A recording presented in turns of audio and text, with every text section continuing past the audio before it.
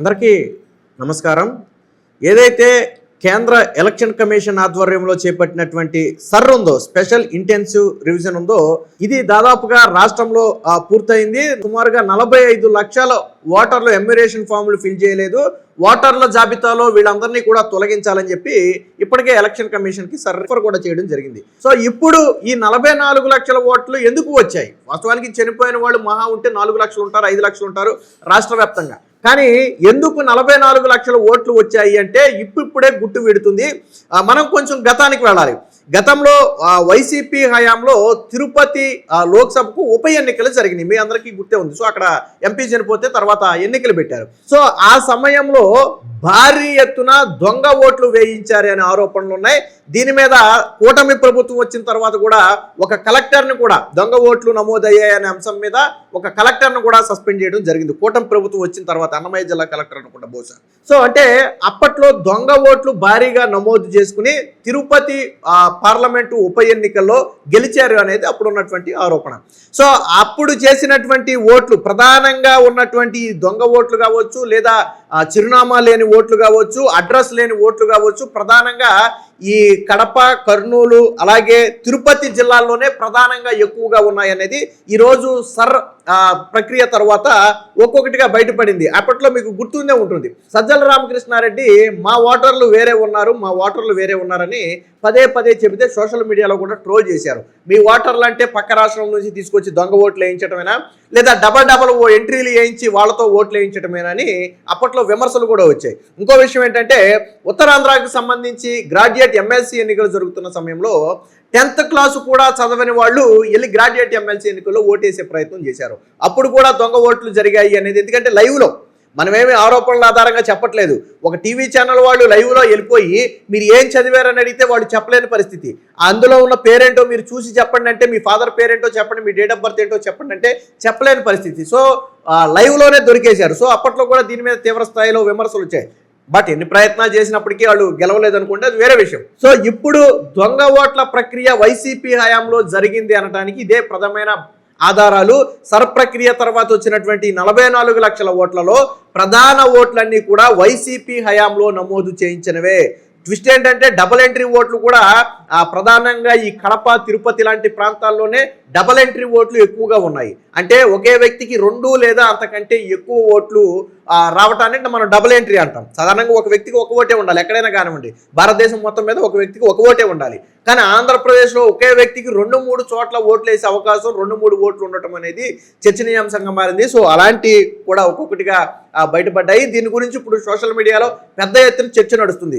YCP హయాంలో నమోదు చేసినటువంటి దొంగ ఓట్ల గుట్టంతా కూడా ఇప్పుడు బయటపడింది అనేది సోషల్ మీడియాలో నడుస్తున్నటువంటిది. దీనికి సంబంధించి వివిధ పత్రికల్లో కథనాలు కూడా రావడం జరిగింది. దొంగ ఓట్ల గుట్టు సర్లో రట్టు అని చెప్పి అవన్నీ వైకాపా హయాంలో నమోదైనవే. తొలగించాల్సిన జాబితాలో ఉన్న ఓట్లలో 30% ఓట్లు నెల్లూరు, తిరుపతి, కర్నూలు, అనంతపురం, కడప ఈ 5 జిల్లాల్లోనే మొత్తం 44 లక్షల ఓట్లలో 30% ఓట్లు ప్రధానంగా మనం చెప్పుకున్న నెల్లూరు, తిరుపతి, కర్నూలు, అనంతపురం, కడప జిల్లాల్లోనే. అంటే జగన్మోహన్ రెడ్డికి ఏదైతే ఉత్తరాంధ్ర, రాయలసీమలో ప్రధానంగా పట్టున్నటువంటి జిల్లాలు ఉన్నాయో ఆ ప్రధాన రాయలసీమ జిల్లాల్లోనే ఈ ప్రధాన దొంగ ఓట్లన్నీ కూడా ఉండటం అనేది ఇప్పుడు తీవ్ర చర్చనీయాంశంగా మారింది. ముఖ్యంగా కడపలో కూడా ఈ దొంగ ఓట్ల సంఖ్య చాలా ఎక్కువగానే ఉంది. రాష్ట్ర వ్యాప్తంగా ఉన్న మొత్తం ఓట్లలో కడపలోనే దాదాపుగా 20-30% ఓట్లు కడపలోనే ఉన్నట్టుగా కూడా తేలింది. ఇందులో కూడా రకరకాల ఓట్లు ఉన్నాయి. సో డబుల్ ఎంట్రీ ఉన్నాయి, అడ్రస్ లేని వాళ్ళు ఉన్నాయి, కొన్ని చనిపోయిన వాళ్ళే ఉన్నాయి. సో రకరకాల ఓట్లు అయితే ఉన్నాయి. సో ఇదంతా కూడా వైసీపీ హయాంలో జరిగినటువంటి తంతేనని చెప్పారు. ఇది మనం చెప్పడం కాదు, అప్పట్లో కేంద్ర ఎన్నికల సంఘం కూడా ఒక కలెక్టర్ని, నేను చెప్పినట్టుగానే ఒక కలెక్టర్ను కూడా అప్పట్లో సస్పెండ్ చేసింది. సో దాదాపుగా ఆ రోజుల్లోనే దాదాపుగా 3-4 లక్షల దొంగ ఓట్లు నమోదయ్యాయి, ఒక ఐడి నుంచి, కలెక్టర్ ఐడి నుంచి అని చెప్పి అప్పట్లో విమర్శలు వచ్చాయి.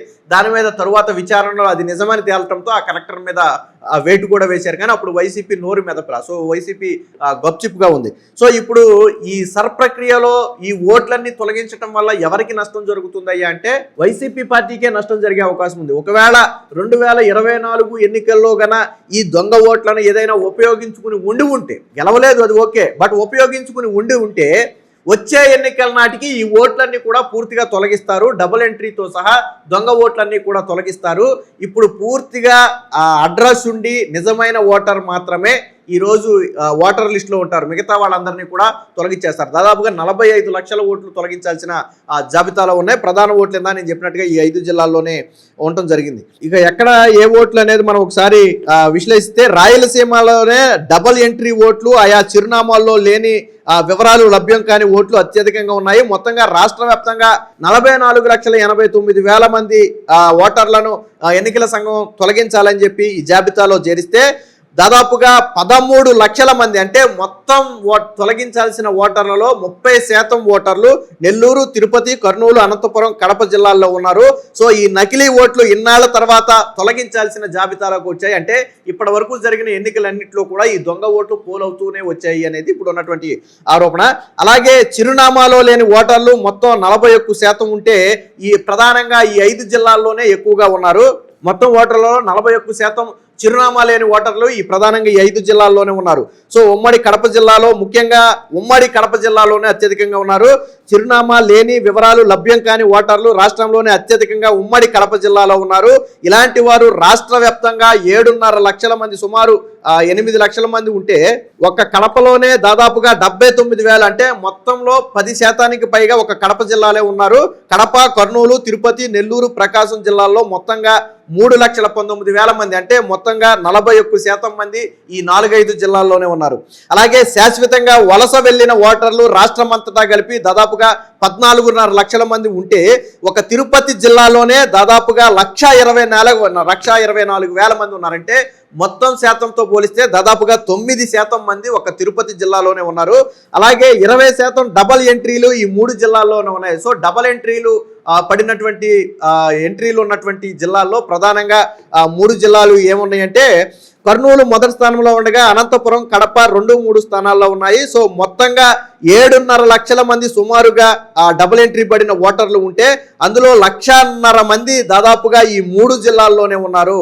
మృతులు కావచ్చు, ఆబ్సెంట్స్ కావచ్చు, శాశ్వతంగా వలసలు వెళ్ళిన కావచ్చు, డబుల్ ఎంట్రీలు పడిన వాళ్ళు కావచ్చు, మొత్తంగా టాప్ 5 జిల్లాల్లో నెల్లూరు ఉందంటే ఏ రకంగా చూసినా కానీ నెల్లూరు జిల్లాకి హిస్టరీ ఉంది. అది మృతుల పరంగా చూసినా, డబుల్ ఎంట్రీ పరంగా చూసినా, వలస వెళ్ళిన వారి పరంగా చూసినా, చిరునామా లేని వారి పరంగా చూసినా నెల్లూరు జిల్లా ప్రతి దాంట్లో కూడా టాప్ 5లో నెల్లూరు జిల్లా అయితే చోటు దక్కించుకుంది. అలాగే ఎమ్యురేషన్ పత్రాల్లో తమ వివరాలు నింపకుండానే 2022 నాటి జాబితాలోని సంబంధితుగా వివరాలతో మ్యాపింగ్ చేసుకోకుండానే బిఎల్ఓలకు ఇచ్చిన వారు అత్యధికంగా తిరుపతి జిల్లాలో ఉన్నారంటే ఎమ్యునేషన్ పత్రాల్లో పూర్తి అడ్రస్ నింపకుండా దాదాపుగా ఇచ్చిన వాళ్ళలో తిరుపతి జిల్లాలోనే అత్యధికంగా ఉన్నారు. రాష్ట్ర వ్యాప్తంగా 7.5 లక్షల మంది వీళ్ళు ఉంటే 1,60,000 మంది అంటే మొత్తంలో 21% పైగా ఒక తిరుపతి జిల్లాలోనే ఉన్నారు. మొత్తంగా టాప్ 5లో తిరుపతి, అనంతపురం, కడప, సత్యసాయి, పల్నాడు జిల్లాలో కలిపి 4 లక్షల మంది అంటే మొత్తం ఓటర్లలో దాదాపుగా 53% మంది ఈ 4-5 జిల్లాల్లోనే ఉన్నట్టుగా కూడా తెలిసింది. ఇక మృతుల ఓట్లు నెల్లూరు, శ్రీకాకుళం, పశ్చిమ గోదావరి, తూర్పు గోదావరి, అనంతపురం, గుంటూరు జిల్లాల్లో ఎక్కువగా ఉన్నాయి. సో మృతుల ఓట్లలో మాత్రం ఈ జిల్లాలు ఎక్కడా లేవు. ఈ కడప కానీ, కర్నూలు కానీ, అనంతపురం కానీ ఈ మృతులు ఉన్నటువంటి జిల్లాల్లో లేవు. కానీ దొంగ ఓట్లు ఉన్నటువంటి జిల్లాలు, డబుల్ ఎంట్రీలు, అడ్రస్ లేనివి వాటిల్లో ప్రధానంగా ఈ జిల్లాలు నిలిచాయి. బట్ మృతుల జిల్లాల్లో మాత్రం ఈ జిల్లాలు అయితే లేవు. సో చిరునామా లేని లభ్యం కాని ఓటర్లు అత్యధికంగా ఉన్న జిల్లాల్లో కడపలో 79,000 మంది, కర్నూలులో 70,000 మంది, తిరుపతిలో 66,000 మంది, నెల్లూరులో 57,000 మంది, ప్రకాశంలో 46,000 మంది ఉన్నారు. అలాగే డబల్ ఎంట్రీలు అత్యధికంగా ఉన్న జిల్లాల్లో కర్నూలులో 60,000 మందికి డబల్ ఎంట్రీలు ఉన్నాయి, అనంతపురంలో 46,000 మందికి, కడపలో 40,000 మందికి, విశాఖపట్నంలో 39,000 మందికి, నెల్లూరులో 38,000 మందికి డబల్ ఎంట్రీ ఓట్లు ఉన్నాయి. సో మొత్తంగా దాదాపుగా 45 లక్షల ఓట్లను, ఇది డబల్ ఎంట్రీ కావచ్చు, చనిపోయిన వారు కావచ్చు, వలస వెళ్ళిన వాళ్ళు కావచ్చు, అడ్రస్ లేని వాళ్ళు కావచ్చు, వీళ్ళందరూ దాదాపుగా 45 లక్షల మంది ఉంటే మాత్రం ఈ కడప, కర్నూలు, నెల్లూరు జిల్లాల్లోనే ప్రధానంగా అన్ని విభాగాల్లో కూడా ప్రధానంగా ఆ జిల్లాలే ఉన్నాయి. అంటే వైసీపీ హయాంలో అప్పుడు పరిస్థితులకు అనుగుణంగా ముఖ్యంగా రాయలసీమలో నమోదైనటువంటి దొంగ ఓట్ల భోగోతం మొత్తం కూడా ఇప్పుడు సర్ ప్రక్రియ ద్వారా బయటపడింది అనేది ఆరోపణ. సో మీరు ఎలా చూస్తారు? సర్ ప్రక్రియ తర్వాత వైసీపీకి షాక్ తగలబోతుంది అనుకుంటున్నారా? అలాగే వీడియో ఎలా ఉందనేది కామెంట్ రూపంలో తెలియజేయండి.